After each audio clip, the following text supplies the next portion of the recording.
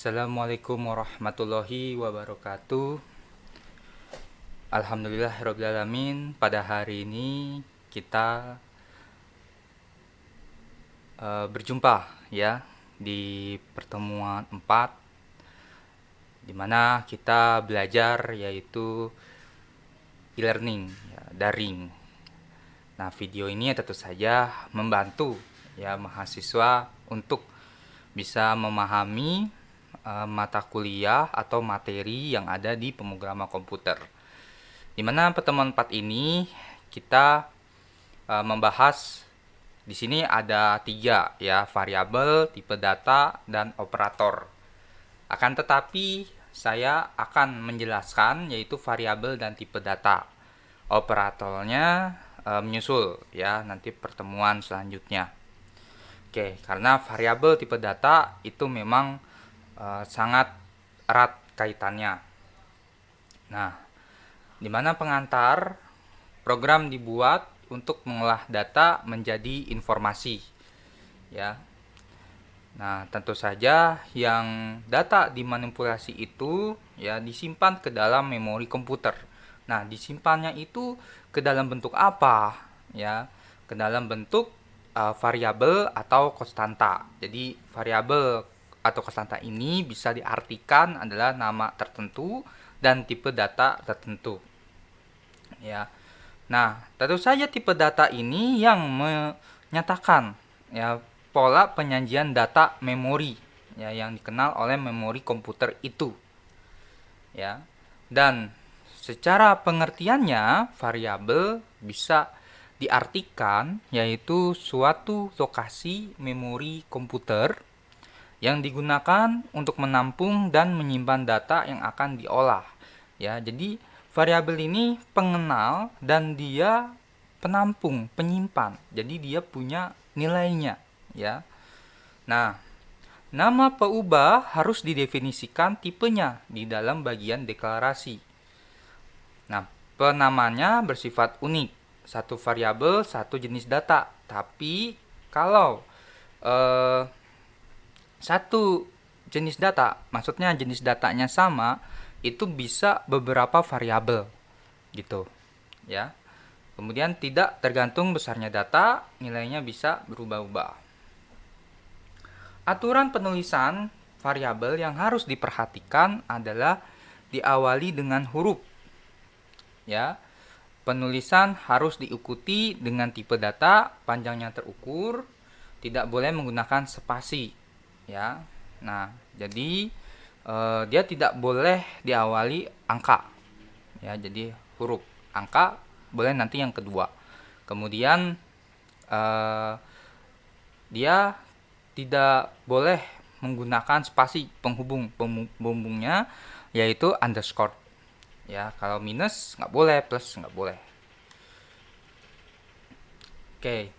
Dan tipe data yang ada ya yang juga sering digunakan yaitu integer, bilangan bulat ya yang bukan pecahan, kemudian real, float atau double. Kita nanti di C++ ini menggunakan float ya, jadi menggunakan desimal ya, koma. Kemudian karakter alfanumerik, kemudian string untuk karakter, kemudian boolean ya yang memiliki dua nilai, benar atau salah ya. Ini dia nanti masuknya ke si logika ya. Nah, konstanta ini adalah yang besarannya mempunyai nilai tetap ya selama program dijalankan. Jadi ditulis tipe data variabelnya misalkan codes p sama dengan 3,14 yang itu nanti akan selalu diproses ya karena memiliki nilai yang tetap begitu ya. Oke.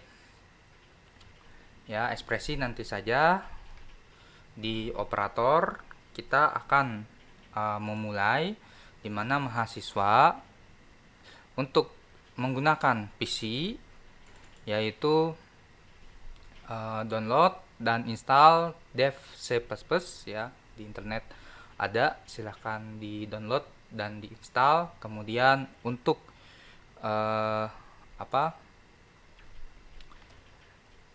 HP silakan untuk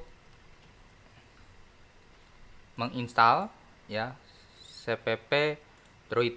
Oke, saya besarkan dulu ya. Nah, ini ya cpp Droid ini di HP. Silahkan di download dan install di Play Store, sudah ada. Oke, kita akan memulai membahas mengenai variabel dan tipe data. Nah, di sini sudah dibuka dev C++-nya, klik file. Maaf, klik ini aja nggak apa-apa, langsung new source file ya. Dan di sini muncul untitled one. Ini belum di save. Jadi memang disarankan harus di save terlebih dahulu. Nah, klik file, pilih save as. Nah, di sini variabel, oke. Saya tulis variabel 2 ya. Ini sudah ada variabel dan tidak usah mengetik yaitu .cpp karena di sini sudah ada ya save as tipenya, tipe jenis filenya ya. Oke. Sekarang kita mulai yaitu pagar include IOStream, kemudian using name space spasi std titik koma, kemudian integer main buka kurung tutup kurung buka kurung Kurawa, kemudian cin .get titik koma, kemudian return spasi 0 titik koma. Oke, jadi seperti ini dia termasuk compiler. Jadi compile-nya memeriksanya secara keseluruhan. Jadi harus kita buat atasnya ya, headernya, kemudian bodinya sampai di tutupnya. Oke, sekarang kita akan memulai ya membahas variabel dan tipe data, di mana saya memiliki tipe data integer A, B, misalkan. Nah, ini sama ya. Kemudian saya punya float ya, float misalkan C. Kemudian saya punya yaitu string D. Oke. Kemudian saya kasih nilai ya. Jadi si variabelnya sudah kita buat ya. Ini variabelnya. Jadi variabel di sini ada 1, 2, 3, 4. Ada 4. Nah, saya akan kasih nilai yaitu A sama dengan, misalkan saya kasih nilai 2. Kemudian si B saya kasih nilai 3. Si C misalkan float saya kasih 2,7 misalkan ya, pakai titik ya kalau di sini ya 2,7, artinya dia juga koma.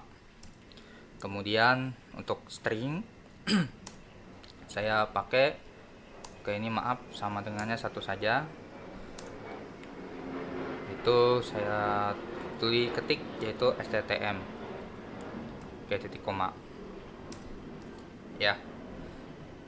Nah, kemudian setelah saya beri nilai, saya akan memanggil. Misalkan saya tulis hasil dari A. Nah, ini A, enter. Nah, saya akan kopikan sampai dia D.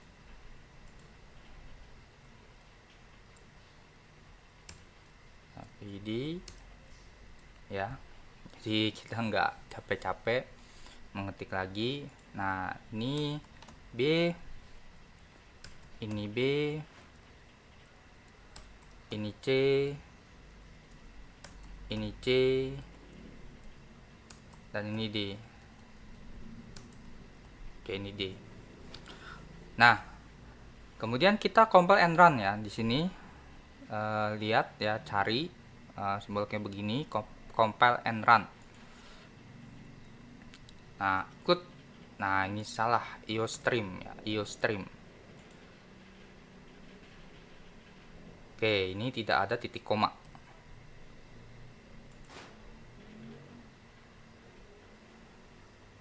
Ya, ini sebentar saya bikin yang cantik, ada sama dengannya.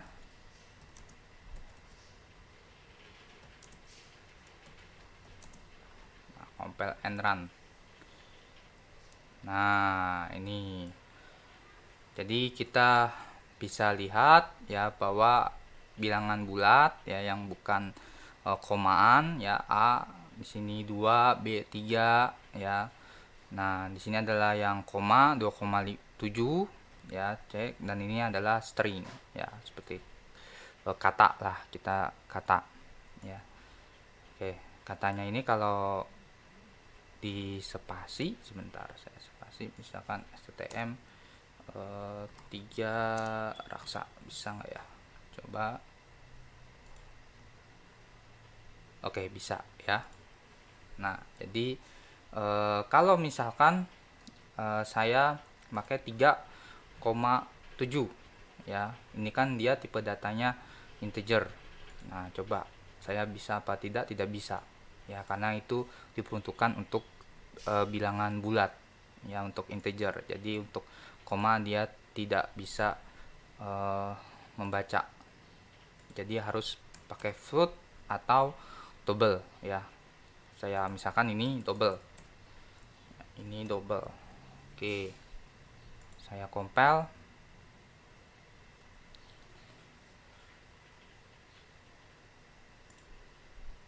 Oke, bisa ya. Jadi ini saya ganti aja float. Oke, demikianlah perkuliahan pada kali ini ya. Kita akan sambungkan pertemuan berikutnya, dan jangan lupa latihannya ya, dan mudah-mudahan ini bisa dipahami.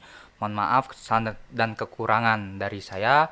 Saya akhiri, wassalamualaikum warahmatullahi wabarakatuh.